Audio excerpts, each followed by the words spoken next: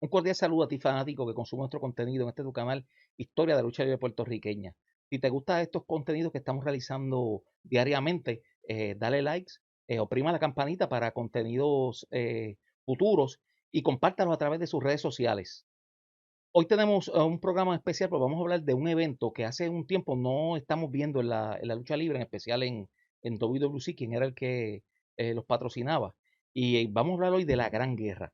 Y para comentar estos sucesos conmigo está el amigo Benji Torres. Benji, ¿cómo estamos? Saludos, muy bien, aquí deseoso por comentar.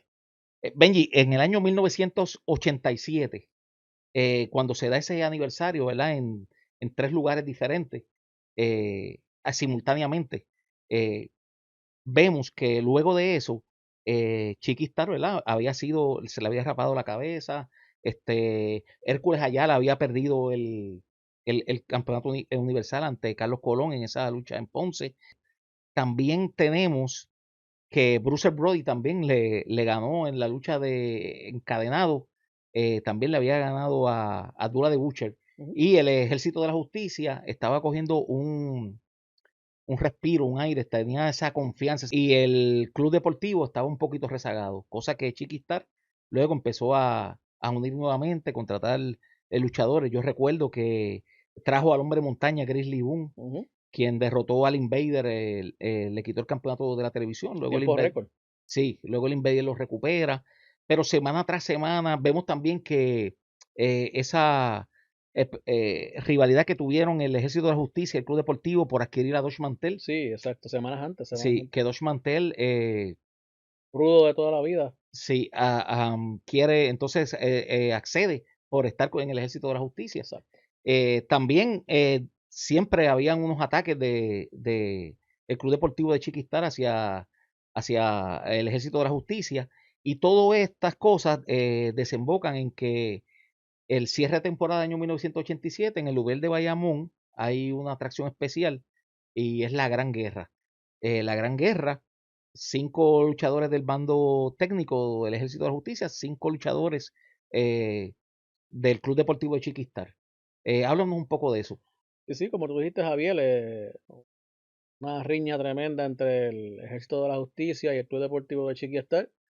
Eh, Llevaban semanas eh, prácticamente el Ejército de la Justicia cogiendo un respiro, Carlos derrotando a Ayala, Brody derrotando a Abdullah the Butcher, TNT, meses antes estaba en el bando de los rudos, entra al Ejército de la Justicia, la situación con Dodge Mantel, eh, luego Chiqui contrarresta contra la Grizzly Boom a Puerto Rico, acaba con el Invader número uno. Diferentes situaciones desembocan en arreglar todo prácticamente y llegar a este feudo.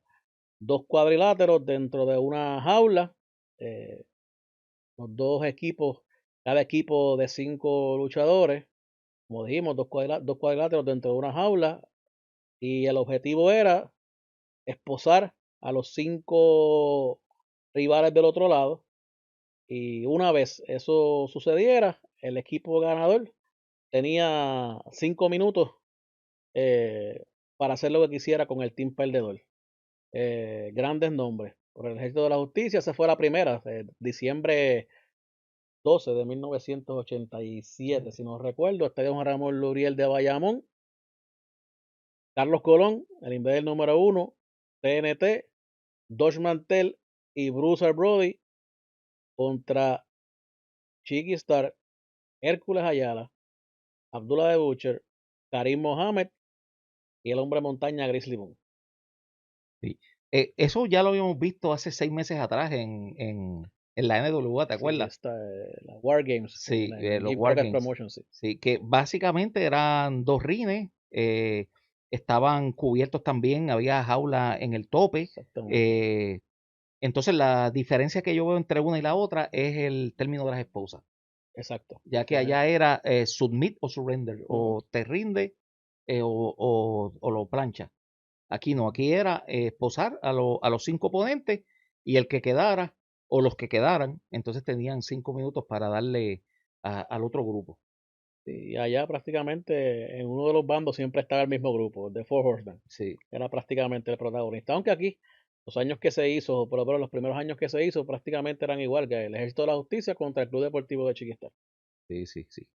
Eh, sí, esa cartelera fue la primera, fue en el Lubriel de Bayamón. Yo Exactamente. recuerdo vagamente algunas luchas. Yo sé que Huracán Castillo Junior luchó contra Eric Embry, una muy buena lucha por el campeonato junior completo. Vimos a los Invaders 2 y 3 Contra el enfrentándose Ninja a Express. Kendo Nagasaki y Mr. Pogo. Hubo una lucha por el Campeonato del Caribe en pareja entre los hermanos Youngblood y el Samoan Swatib, Es Samu y correcto. Fatu. Samuel Fatu, sí. Uno de ellos no se presentó, fue sustituido por otro. Otro, El caballero del ring, Gentleman Chris Adams, luchó contra Moondog, Moondog Spot. sí. Una lucha por el campeonato mundial femenino. Para aquel tiempo, Wendy Richter defendió ante Debbie Combs. Debbie Combs. Muy bien. Miguelito Pérez tuvo una defensa del campeonato de Puerto Rico, si mal no recuerdo, o creo que se enfrentó a AFA, si no, no recuerdo muy bien. Castillo contra Eric Embry por el campeonato mundial junior completo. Fue una tremenda cartelera. Sí, sí, Tremenda cartelera. sí. Este, nosotros en el canal Religion Museum tenemos ambas luchas. La primera, alrededor de 30 minutos, y la segunda, que fue esa, esa sustitución que hubo entre, que sustituyeron a Karim Mohammed por De Iron el Chick. Iron Chick. Sí, sí, la primera lucha que fue en Bayamón, esa noche en Bayamón, el Ejército de la Justicia derrotó al Club Deportivo, fue una masacre. Y entonces al otro día iban para el Palacio de los Deportes de Mayagüez con una cartelera bastante parecida. Simplemente Chiqui Star le jugó sus cartas e hizo un cambio, sacó y lo sustituyó por el Iron Sheik, una estrella internacional, eh, Hall of Famer, ex campeón mundial de la WWE. Y en aquel momento venía buscando una oportunidad por el campeonato universal frente a Carlos Colón y Chiqui entonces aprovecha todo eso, entra al Iron Sheik y esto hizo que todo cambiara el otro día. El otro día en el Palacio de Recreación y Deportes de Mayagüez ante un lleno total. Los que ven ese video y ver el palacio lleno, de verdad que se ve tremendo.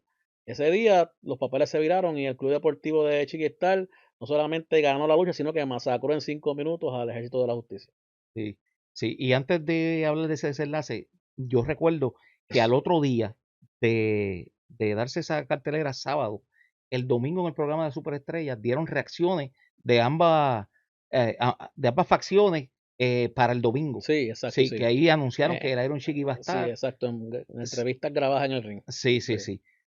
Y entonces esa segunda lucha, segunda evento de la Gran Guerra, fue lo que catapultó luego a la riña entre Iron Sheik y y Carlos Carlos Colón. Colón, que tuvieron dos buenas luchas el 6 de enero del 88 y el Y 30 el de 30 enero de enero. en la Noche de Noche de Campeones. campeones, exactamente. Esa Sí, fue sí, la primera lucha de Carlos Colón contra el Iron Sheik el Día de Reyes. La segunda, la revancha, donde Chiqui Star estaba enjaulado sí, a sí, 15 pies, allá ambas en el Coliseo Roberto Clemente, ambas.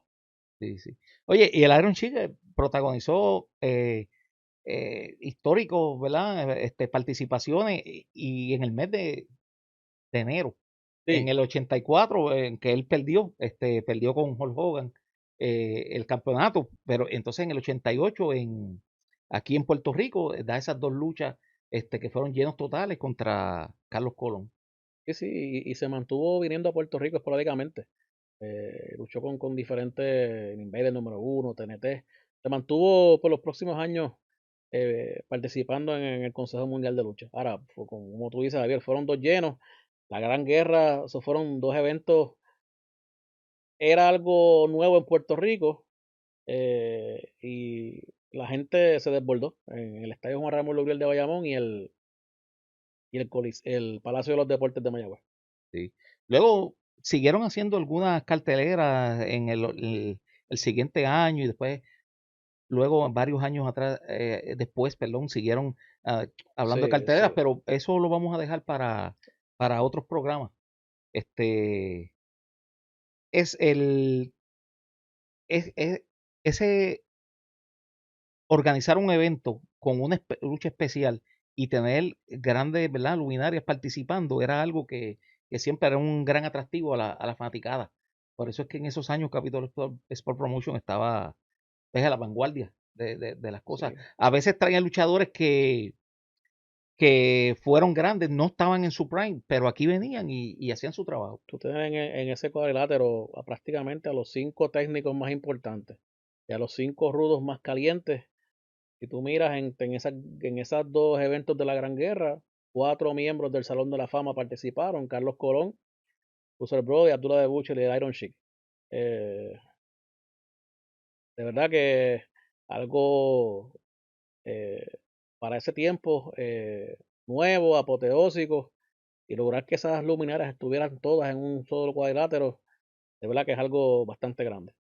Oye, y te tengo que decir también, ahora que me dices eso, yendo un poco atrás al aniversario 87, una lucha que todo el mundo siempre quiso ver y entiendo que no se dio. eh, Estuvieron en el mismo aniversario los Road Warriors, Stan Hansen y Bruce Brody. Wow, Los Road Warriors y Stan Hansen estuvieron en el Lubriel y Bruce Brody en Mayagüez. sí. Y esa lucha fue un Dream Match en los 80 y estaban todos allí. Eh, los aniversarios, cuando tú mirabas las carteleras, las estrellas que habían, tú podías hacer Dream Match con ellos una semana. Pero sí, cierto, los Road Warriors y pues Hansen y Brody, que en Japón eran la pareja más importante, y los Road Warriors, las dos parejas más importantes extranjeras. Y cuidado, si no solamente extranjeras, eh, las dos parejas más importantes que han visitado ambas compañías de Japón, tanto New Japan como el Japan. Los Road Warriors tuvieron títulos allá y Hansen y Brody igual, ídolos, ambas parejas, y estuvieron ese año en Puerto Rico, ese año, el mismo día, en el mismo evento. En el mismo evento. Los Road Warriors se enfrentaron a los hermanos Funk. Sí, eh, Stan Hansen se enfrentó al Missile Link y ya sí. habíamos hablado de la Y lucha Brody Abdullah en Mayagüez. de Abdullah Sí, y Bruce Brody. La verdad que la rica historia que tiene la lucha libre puertorriqueña sí, sí. es vasta y yo entiendo que nunca No, y nos vamos a quedar sin algo de qué hablar. si nos sentamos a hablar de Dream Matches y luchadores que estuvieron en cartelera y de luchas que uno hubiese querido ver en Puerto Rico, pues que por diferentes razones no se dieron, podemos estar aquí horas Sí, sacando eso. eso es así. Bueno, Benji, te doy las gracias por acompañarme en este contenido. Eh, Suscríbase a su canal Historia de Lucha Libre Puertorriqueña. Comparta todo nuestro contenido histórico audiovisual a través de sus redes sociales. También estamos en Facebook como Museo Historia de Lucha Libre Puertorriqueña y estamos en Instagram como Historia de Lucha Libre _PR. Benji Torres, tu amigo Javier, el pulpo John Rivera en cámaras y controles, que les decimos hasta un próximo contenido.